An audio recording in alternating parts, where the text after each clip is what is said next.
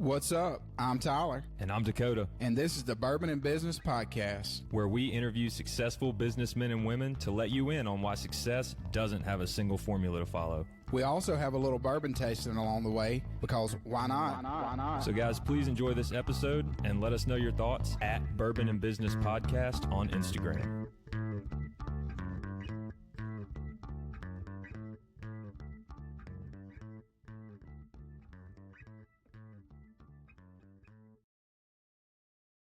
Coming to you from the Bourbon and Business Studio here at the Capital Club in downtown Jackson, Mississippi. I'm Tyler. And I'm Dakota.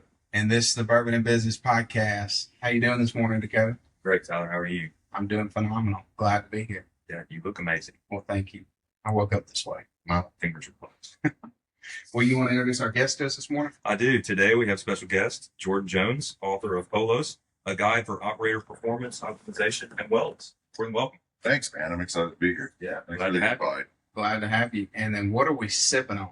We're sipping on Buzzard's Roost American whiskey.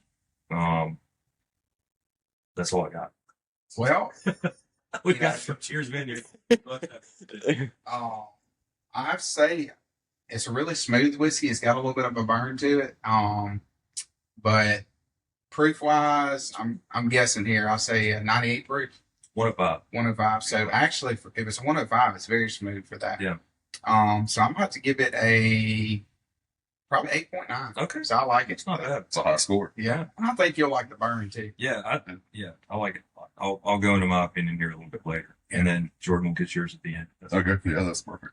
And we want to thank our sponsor, Cheers Vineyard in Gluckstadt, Mississippi. If you're looking to purchase a bourbon or get some of the bourbons that we have here on the podcast, ask for JT and he'll get you big stuff. Get you hooked up. Well, Jordan, we appreciate you coming on this morning.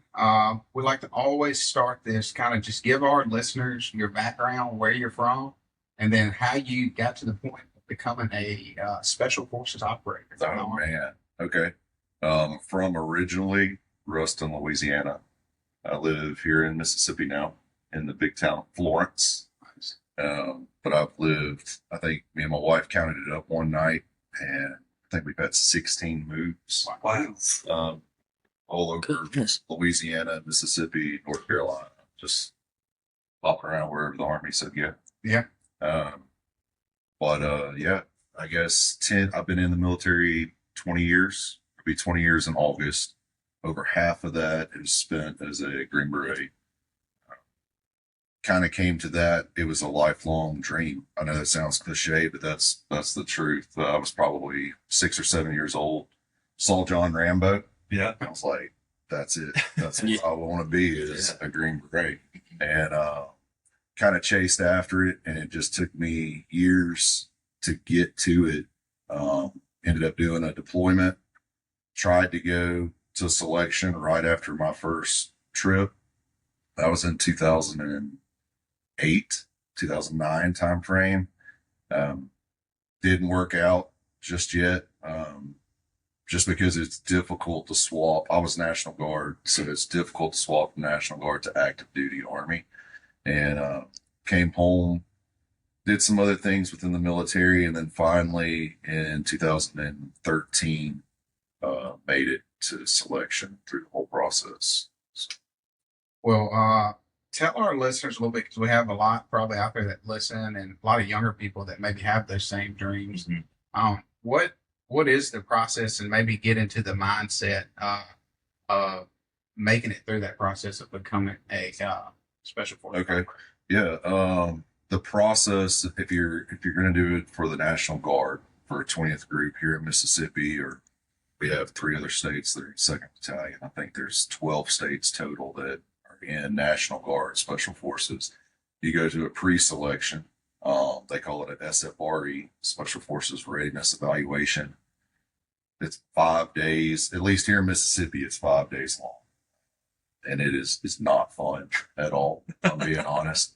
And if you pass all of the gates there, they will pick a selection date, which is SFAS, Special Forces Assessment Selection. And just outside of Fort Bragg, North Carolina, at a little tiny camp called Camp McCall.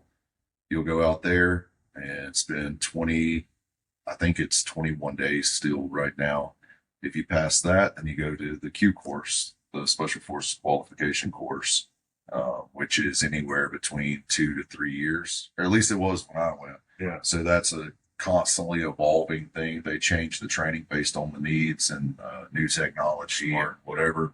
And so I can only speak for what it was. I'm not really sure what it is now, but that's kind of the process. It's a long, for me, it was 3 years. I was a medic. So as a medic, once you pass selection, you go to a course called SOCM, Special Operations Combat Medic course. It was probably the most difficult portion of the entire thing. It's drinking from a water hose. And then once you finish that, you move in, you catch up with everybody else that's going to be Green Berets. You go through the actual Green Beret training pipeline. That's wild, dude. Dude, it was wild. We'll see. Yeah, we'll say that for sure. And what would you say? Because I know you probably seen a lot of guys go through, and obviously most of them are probably, the physical aspect. If you get to that point, most people are probably already there. Yeah. Is it more of a mental thing? Absolutely. Making through it? Absolutely, man. What would you say makes the difference in those people? Dude, I think there's a couple of things. Most guys are, like you said, they're physically fit. By the time you get to that point, they belong there. It's just, do they believe they belong there? If we want to relate it to business, I would say you need to identify what is success. What is the definition of success for you? And that's whether you're going to be a Green Beret or Navy SEAL, Ranger, or have a successful business. You got to know what is the end state you're trying to get to. And if that end state changes with the wind, then you're not going to make it. So if you get to a certain phase or a certain point, things get difficult. And you allow it to change what success is for you, then it's like, well, at least I made it to selection, and you're willing to walk away. Or at least I made it this far. I made it further than other people, and then you walk away. See what I'm saying? Yeah. So just because things get hard, you have to have a clear vision of what is success for me, and what do I want to get out of this. Now, if selection is your ultimate goal, yeah, you're okay with walking away then. Yeah. But if you walk away before you've met your goals the rest of your life, you're going to wonder, what if I'd have just pushed through? What if I'd have made it? You can have those regrets too. Yeah, absolutely. And I think you touched on a very important thing the listeners need to hear, and I think it applies, whether you're in the military or in business, but, knowing what your end goal is, but also knowing that crisis and, things are going to come up in reaching that goal. Most of the time to get to your final goal, it's always a working process, but it's a long process. And what we don't plan for a lot of times is the life that happens during that time. You have family issues, you have, maybe deaths in the family, you have things that you didn't plan for, but those things happen when you're trying to reach your goal. And so many times people quit on what their goal is because of circumstances outside of their control, Right. or things that happen in their life. And I think, like you said, having a clear path of this is where I want to go, and being able to, Define it. tune those things out. Not obviously, you have to deal with them, but being able to tune them out to a point and not let it derail you from getting to where you want to be. Yeah, So I think that's such a wise thing, and the listeners, I hope that they take that away from that. I even apply that to faith, inside of it. There's nothing biblically that happened that didn't have some sort of turmoil. Right. Even though there was a calling to get to this point, that doesn't mean it's going to be easy or even straightforward to get there. So, Or that it's going to happen soon. oh, absolutely. I read something recently that was talking about how long people waited after receiving promise from God to get what they were promised. And Yeah. It was like 12 years, 50 years. I think 80 years. somebody waited like 120 years. And it was like, at what point you're just like, all right, you know what? I don't know anymore. Well, shit. So, yeah.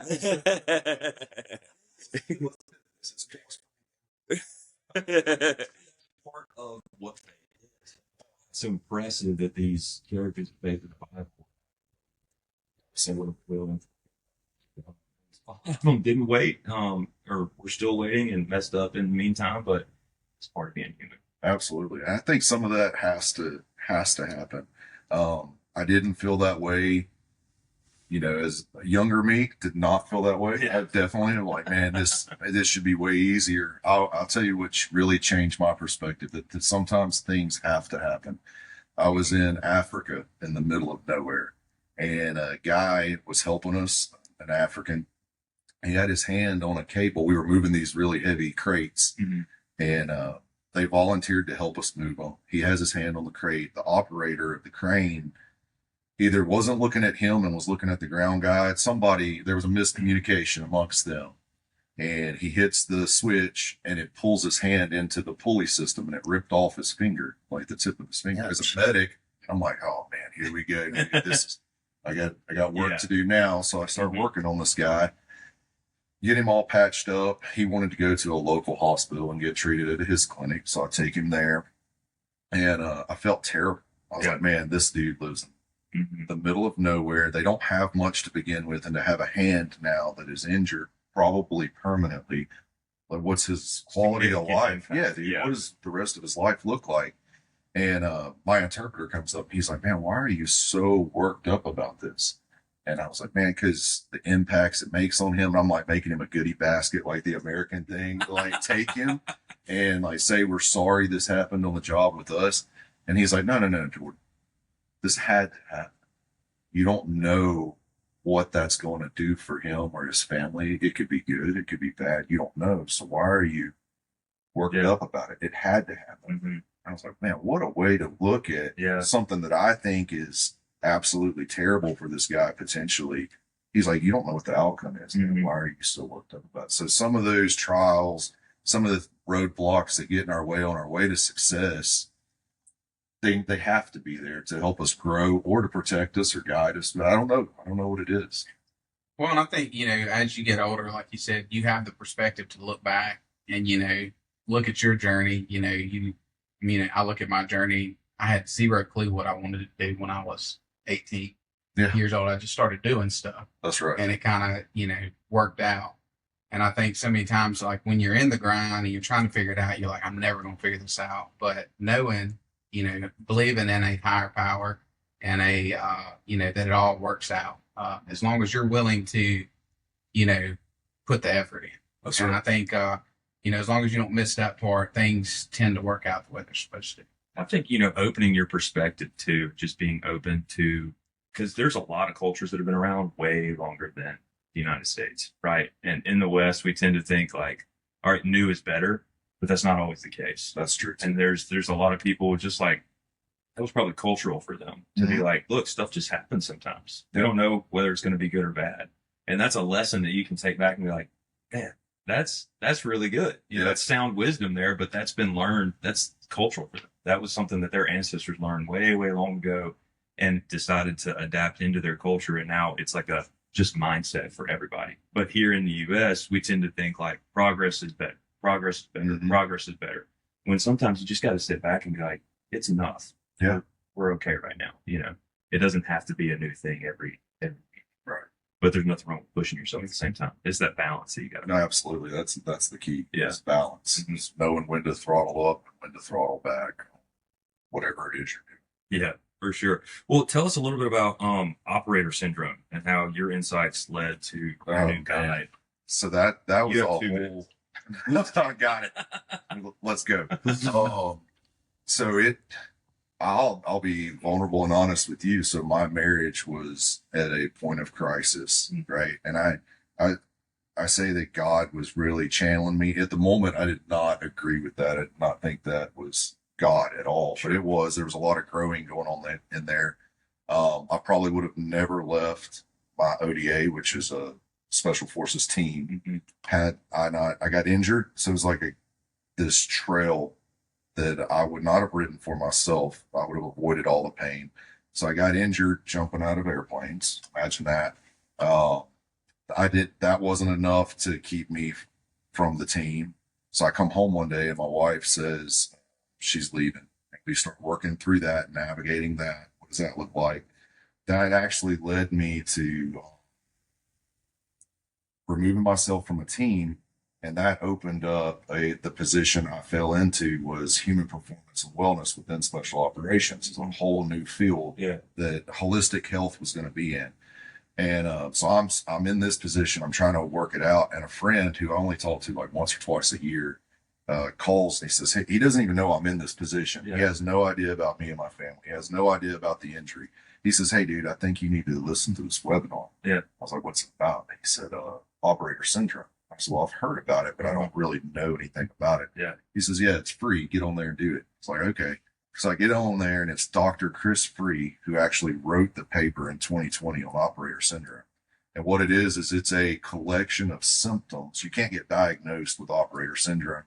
And I think he even regrets now that he coined it operator syndrome because really it's just high stress. Sounds like a diagnosis. It does. Yeah. And it sounds like it only pertains to people that are operators. Sure. And now it's, he's come back and said, law enforcement officers, first responders, military, even high stress, like surgeons. Yeah. They deal with this same sort of thing, but it's a collection of symptoms from lack of sleep, hormonal disruptions, cognitive disturbances. Like when I say disturbances, I mean like your memory isn't what it used to be, Yeah. short-term memory, stuff like that.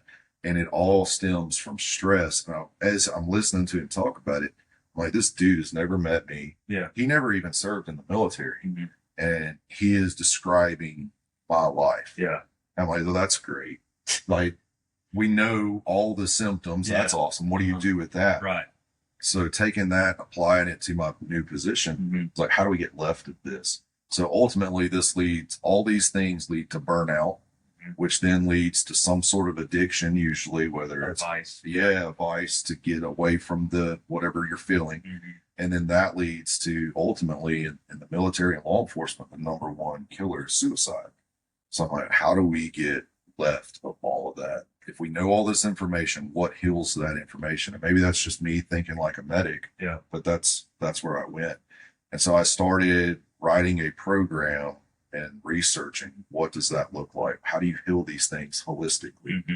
And I wrote just a slide deck so I could teach it to my guys. Because if you walk in and you say, hey, today we're doing suicide prevention. Yeah. Everybody's like, dude, no one wants to listen to that. That's just that's the stigma. That's where it goes. Yeah. So how do I avoid that? I was like, I'll tie it to performance because everybody wants to perform, whether it's physically or be successful or whatever it is. And so we tied it to performance and came up with all these holistic therapies that you can do on your own to stay healthy. And then if that's not working, then I'm trying to break the cultural stigma of counseling and say, hey, maybe you find a counselor. It just needs to be the right counselor to get it fixed. So that's how I got introduced to operator stigma. Writing the guide, I wrote the whole class and handed it off to the Regional Counter Narcotics Training Academy I was going to. And part of the class was like, well, every class has a student handbook. So I started writing little tiny short handbooks. And when I sent it to a friend, he just happened to be sitting in a doctor's office getting his testosterone checked. One of the small handbooks I sent him was about testosterone. And so when the doctor comes in, he says, hey, make sure you draw all of these labs. Yeah. He's like, where the heck did you get that? And Don't worry about it. Well, do it. yeah, that's kind of what he started with. He was like, no, man, this is really good. Where'd you get it? And he's like, a dude. What do you mean a dude? Is he a doctor? And he's like, nah, he's a special forces medic. Yeah. And he's like, what are his credentials? And he's like, man, he can do anything from anesthesia to surgery to whatever. I don't know, man. I just want you to draw this stuff. The guy's like, okay. So he draws it. Yeah. And it turned out, I mean, it's not just my work. I mean, I drew it from my life experience dealing with hormonal imbalance and then also dealing with other doctors and listening what is important for a man. Right. He draws it. Anyway, he calls me back later and he says, hey, dude, this was excellent. He tells me that whole story. He was like, how many of these have you written? I was like, I don't know, 10, 11 of them, I guess. Just a little. He was like, dude, make them more in depth. If you drew it from somewhere else, tag the resources to it and put this together in one guide. I was like, I am not writing a book. And he was like, no, dude, don't think of it like that. Yeah, It's like, just compile it all, send it to me when you're done. And I was like, okay, man. So that's how the guide came to be. Fantastic. I love it. I love a story that's deep in the personal aspect of it too. And it had something to do with you. And that's why you went on this journey, right? Yeah. It wasn't something that, you were just extending from your parents or anything like that. It was like, no, this happened to me. And I was trying to figure out how best to do it. And What's crazy about that too, dude, is it doesn't matter what room I'm standing in. It doesn't, I've traveled all over at this point teaching this stuff. Everyone relates. We're just not talking about it. People are suffering silently. Like, men just do not talk about, well, we're taught that. Yeah. Like, it's weak. Suck it up. Yeah. And then you stand up and you start being a little bit vulnerable about, this is how I felt. This is what was happening to my family, but we looked this way. Yeah. But this is what I was really dealing with. Mm-hmm. Guys are like, yeah, that's me too. Well, it takes a certain level of humility too, to own up and say like, all right, somehow I got in this position, but it's up to me to help figure out how to get out of it. Yeah. Yes. You got to take responsibility for your own actions Mhm. and then own it and then hopefully move on from it. Absolutely. I would say that even ties back into the original question early on of how do you be successful? How do you prepare for why do guys wash out from selection all the way into where I am now is mentorship. So going into one, know what success is, and then two, have somebody who has already been where you want to go. And so good, man, tie onto that person so and good. Learn from their mistakes so you don't make the same mistakes. Yeah. And I think, for whoever's listening today, that's some of the biggest advice is like you talked about, the mentorship, finding someone that's done what you've done. You can get their wisdom. You can, all the trials they went through, you can learn from those things. Doesn't mean you're not going to go through your own. That's right. But you can still maybe avoid some of the ones that they did. It's like adding a multiplier to your success factor almost. When you have a mentor like that who can, and they can introduce you. Yeah. Network. Yeah. And then the other thing too, and I think you touched on it, the counseling portion of it, but having a group of like-minded, obviously if you're a man, men that you can lean on. And like you said, share those things with, share, what you're going through, the things that you don't, like to talk about or put on social media. Yeah. The real life things, to know that you're not on an island. Yeah. You're not the only one struggling. That is I think that is a major component of people that are successful. They do find a way to do that. It's got to be safe too, though. You can't just find a random group of dudes who are quote unquote willing to talk about it. You get all kinds of advice there. The whole purpose of it is for somebody to listen to you and relate to you and empathize with you, right? That's where healing happens. Yeah. It's not the whole like, well, here's what you need to do, man. Because it's like, well, I could ask the internet what I need to do, and That's it'll probably tell me a treatment plan or something.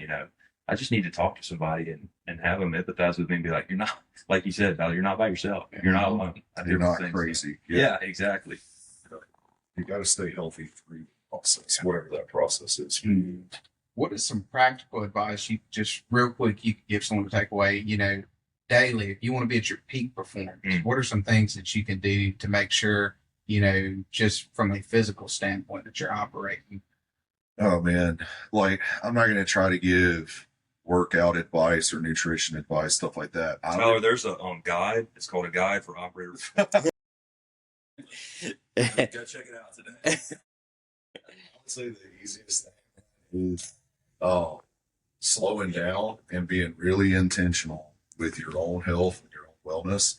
So I like things that are compounding effects, because if, like in my class or even in the guide, you look at all that list, you're like, oh, well, Jordan, you say 20 minutes of grounding and I need to do 5 minutes of breath work and I need to spend 20 minutes with my spouse or kids a day for relational. I need to do this or that or whatever. It's like, yes, but you can literally do all of those things at one time. So it's a template. It's a template. So what I try to do, because I like to try to get max benefits all in one shot. So what I would say do is, if you are walking the dog or whatever in the morning, get up in the morning first thing. This is going to sound real hippie, but it's the truth. Get barefooted, get in the grass. All right. That's grounding. You're walking the dogs anyway, and you can do deep breathing exercises then. And if you're a person of faith, you can pray during that time. And so now you've got multiple layers that you're hitting all at one time: physical, mental, spiritual, all in one shot. And you've set the tone for your day. Yeah. by just relaxing give yourself 20 minutes. The dog's got to use the bathroom anyhow, or whatever it is. Yeah. I mean, like it could, if you don't have a dog, take your wife outside and y'all stand there and hold hands and connect with each other and just be present in the moment. I don't think as Americans we spend enough time realizing how blessed we are and having gratitude for that. That's a good time to do that. Stand there and be thankful and just look at the trees, recognize the trees and the breeze. I know that sounds hippie, but it's clinically proven, scientifically proven that it physiologically changes you in that amount of time. Hey, hippies are some of the most happy people on the planet. All right. So they got to say hot. I do appreciate the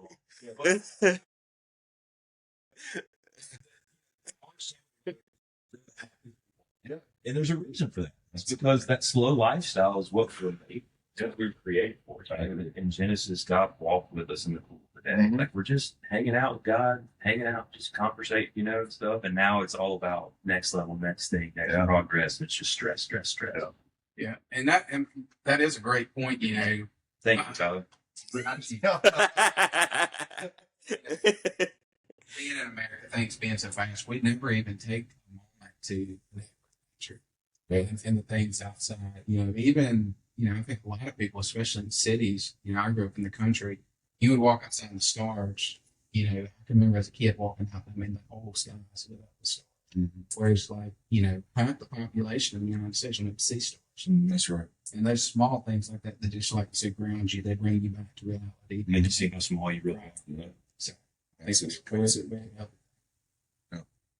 well, Jordan, we appreciate you coming on. We like to always take this time. If you would tell our listeners, number one, how they can find your book, and then how they can connect, on social media. Yeah, so on Amazon, the book is just listed underneath Holos, a guide for operator performance and wellness. And then we're on Facebook and Instagram. I think it's Holos_training. I think is our actual Instagram account. And it's the same on Facebook. We do have a YouTube page that's coming. It's not there yet, but it's coming. But yeah. All right. We'll try to link it in our Instagram post so you can find it there and follow them. And what's your thoughts on bourbon? I really like it. Excuse me. Buzzard's Roost, American whiskey, 105 proof. Great flavor, good burn. I tasted the woodiness in it, which I enjoy because you don't always taste that. So I'm going to land at 8.9 as well. Great. And then Jordan? Man, I think it's really good, actually. It tastes I can get some hints of cinnamon is what I'm picking up in it. I did pick that up now that you say that. But I like it. He's so lying.